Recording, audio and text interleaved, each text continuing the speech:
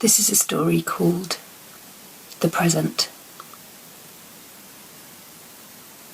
Once there was a woman with a gift, a powerful gift.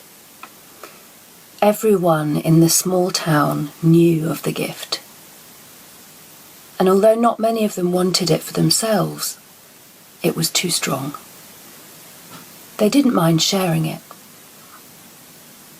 Nobody knew where the gift had come from, or why it came to this particular person at this particular time, but they all agreed it was extraordinary. When the gift first came to the woman, she was afraid of it.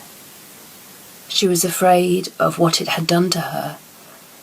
At times she was afraid of herself, because the gift wasn't an easy one to accept. It didn't come in a box or an envelope.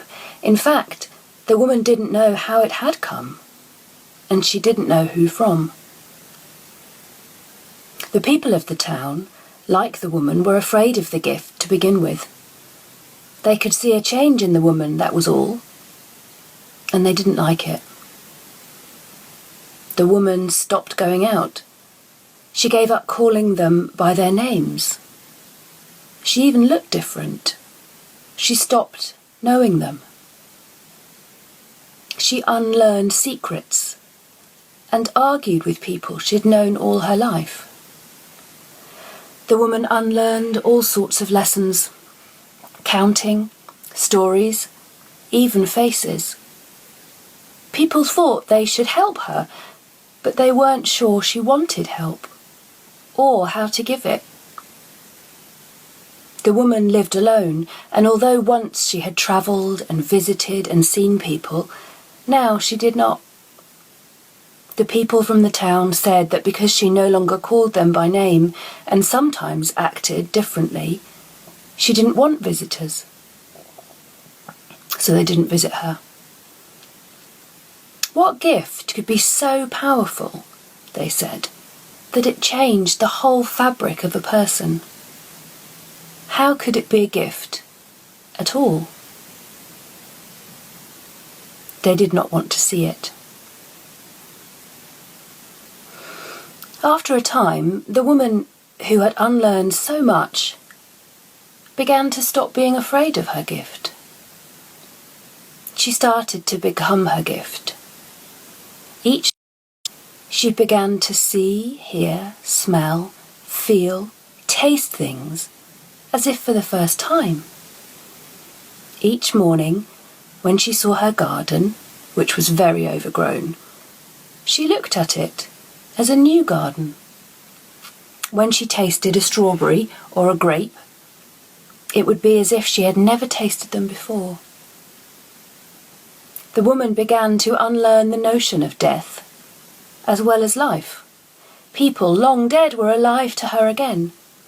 Conversations never finished, continued where they'd been left.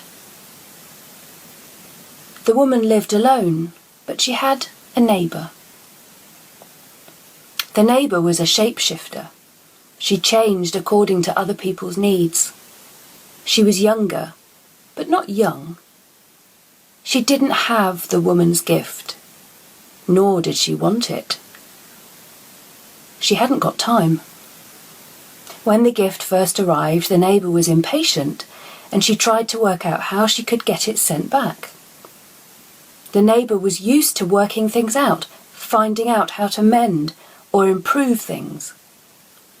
She cooked for people who were hungry. She visited people when they were ill. She gave money or time if people needed it. She prayed for people in trouble, so she tried to learn about the woman's gift and how she could get rid of it. Made communication difficult, and the neighbour considered communication to be vital. She was a shapeshifter, so she tried to squeeze into the woman's shape to find out what it was like. But she couldn't. She tried to do things that might help the woman to communicate or to relearn things, but the woman would not relearn. The neighbour usually able to shift into whatever shape was necessary to help someone. She liked to be helpful. But in this case, she couldn't. The neighbour couldn't unlearn people's names or streets or stories. She could not unlearn mistakes, experiences, secrets, or friends. She tried always to remember people's secrets, problems, stories. For many years, the neighbour had considered it her duty to visit the woman. But after the gift arrived, she no longer enjoyed visiting. She felt insecure, helpless, incapable. She felt young. She asked the woman questions. She tried to jog memories. She sat on the edge of her chair, anxious to act. She tried talking to the woman in the way she talked to children. In the past, the woman had silently supported her neighbour. The neighbour had not recognised it, but she had relied on the woman. And now the woman had the gift and she would not share it. The woman had unwrapped the gift and kept quiet about it. And the gift had become so important, so big, that it preoccupied the woman and left the neighbour alone and helpless. She felt as though she no longer existed.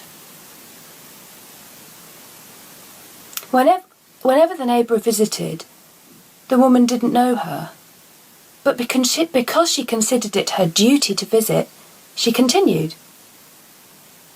And gradually, very gradually, she began to want to visit.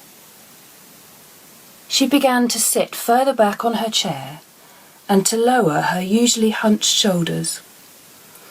Her shape changing began to slow.